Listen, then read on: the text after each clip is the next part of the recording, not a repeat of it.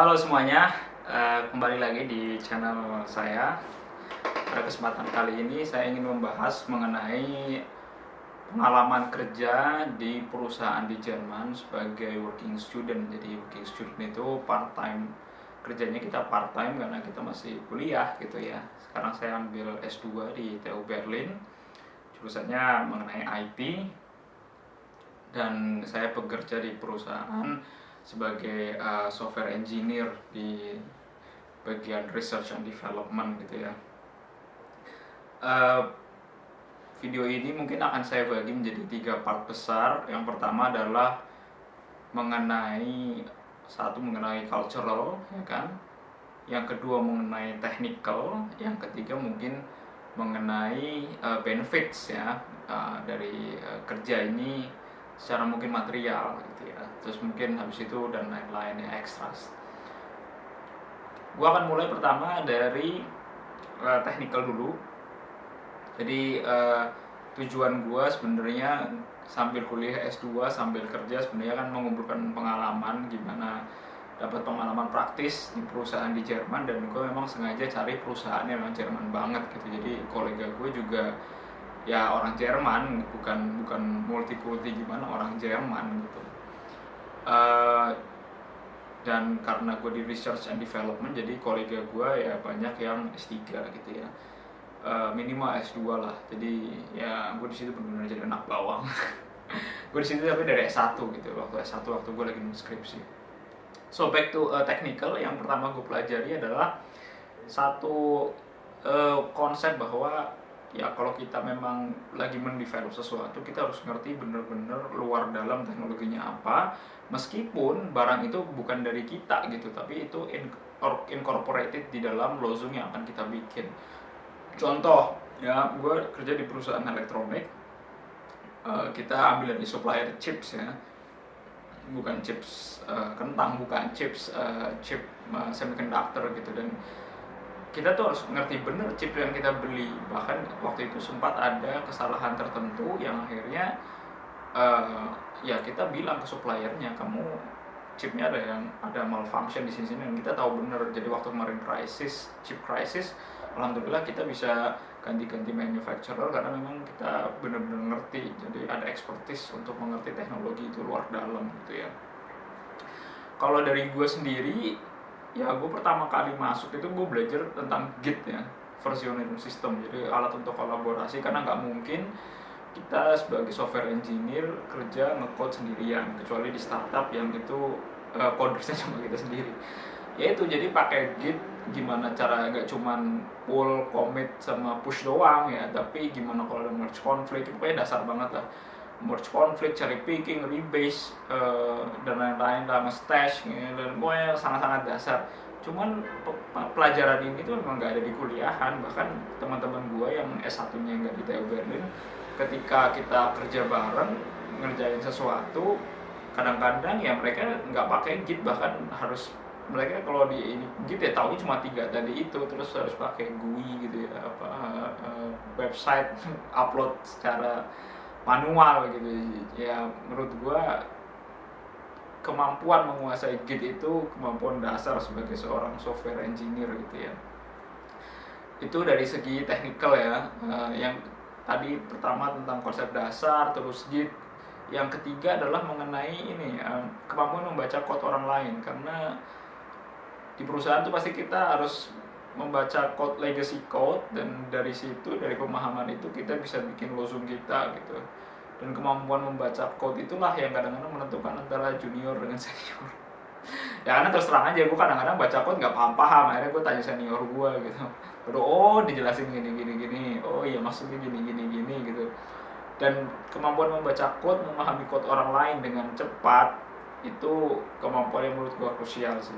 Itu yang kedua. Yang ketiga masih teknikal juga. Yang keempat adalah kemampuan membaca dokumentasi dengan baik dan benar gitu ya. Karena pasti kita di suatu waktu tertentu akan membaca dokumentasi gitu ya, karena misalnya kita pakai library orang lain, kita pakai standar-standar tertentu. Apalagi gue bekerja di perusahaan yang IT tapi di industrinya telco gitu, di bidang telekomunikasi. Jadi kita harus banyak baca industri standarnya seperti apa, ya dokumentasi lah. Dan yang gue pelajari juga gimana cara kita memahami itu penting ya. Itu dari segi technical berarti tadi ada 4 ya. Pertama, memahami luar dalam, belajar Git, terus tadi membaca kode orang, dan juga membaca dokumentasi dengan baik dan benar ya. Terus yang selanjutnya mungkin gue akan ngomong masalah cultural gitu ya, karena terus terang ya gue mengalami second culture shock gitu ketika baru masuk di kantor.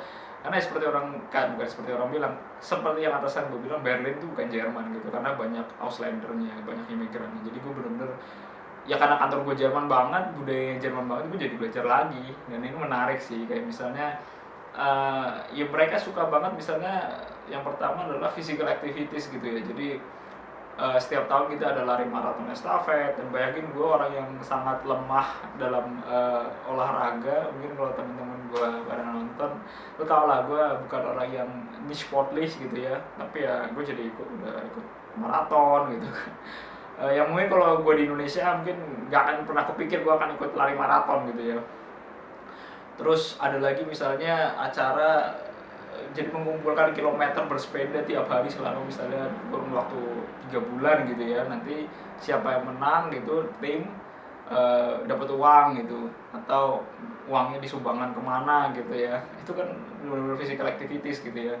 Terus yang menarik lagi misalnya kayak acara wandern, jadi kita abentoyer gitu, kita literally menjelajah gitu, dan menjelajahnya tuh juga lumayan gitu. Gue waktu itu nggak tahu nggak apa, gue datang aja karena paling gitu-gitu doang kan. Jadi ceritanya lagi puasa, gue kira paling menjelajah paling gimana sih, ternyata tuh bener-bener menaiki gunung Nuruni, melewati lembah 16 kilo gitu mengelilingi danau.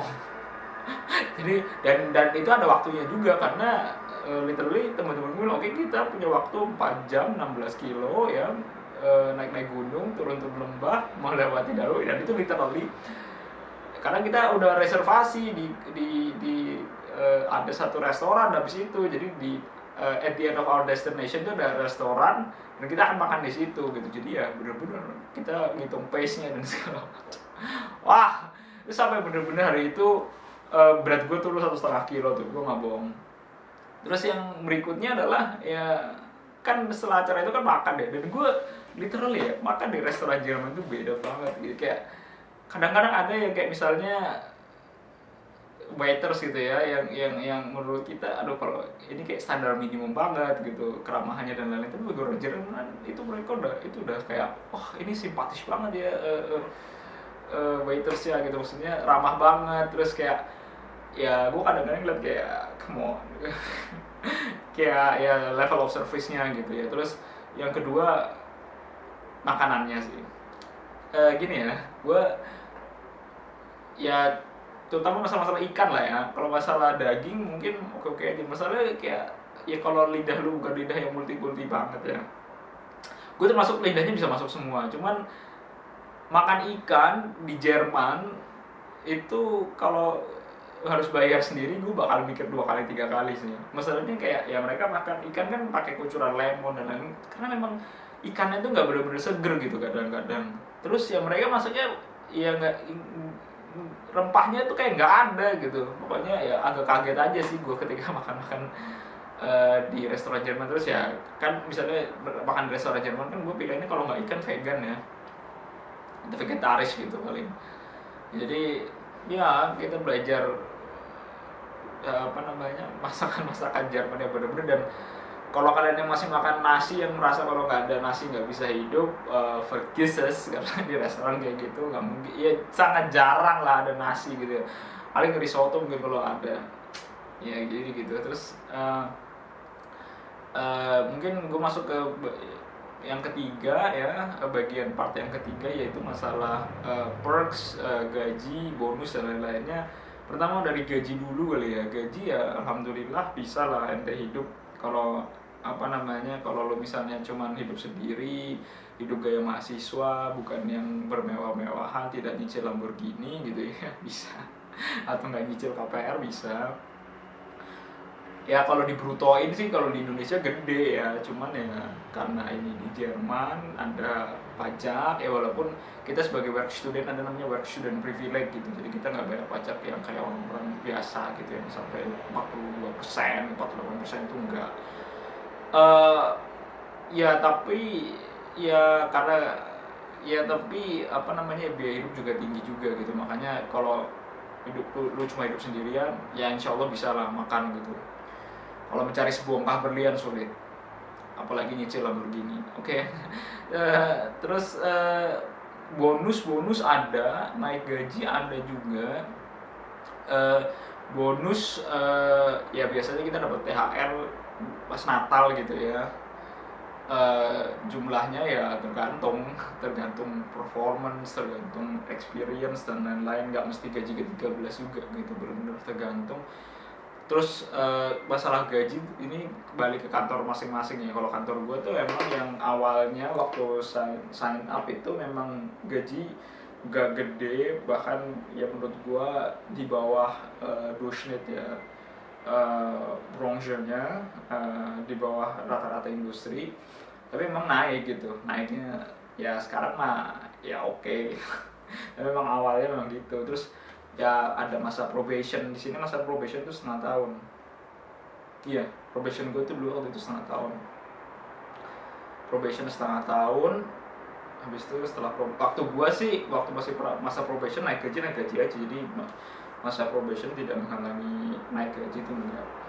Terus ya seperti perusahaan software elektronik teknologi pada umumnya dapat inilah ya, perks, buah-buahan, terus segala macam roti-roti apa gitu, itu standar lah ya. Terus kita juga ada zip trigger machine. Jadi zip trigger machine itu alat itu loh, kopi yang kayak di coffee shop itu loh. Jadi nggak usah ke Starbucks gitu atau kemana, jadi kalau mau minum ya minum sampai muntah situ. Jadi dikasih, bisa nge-grind di situ, ada zip trigger machine-nya, kita nge-frotting susu sendiri, bisa latihan apa, latte art gitu, lumayan. Bisa latihan latte art kan.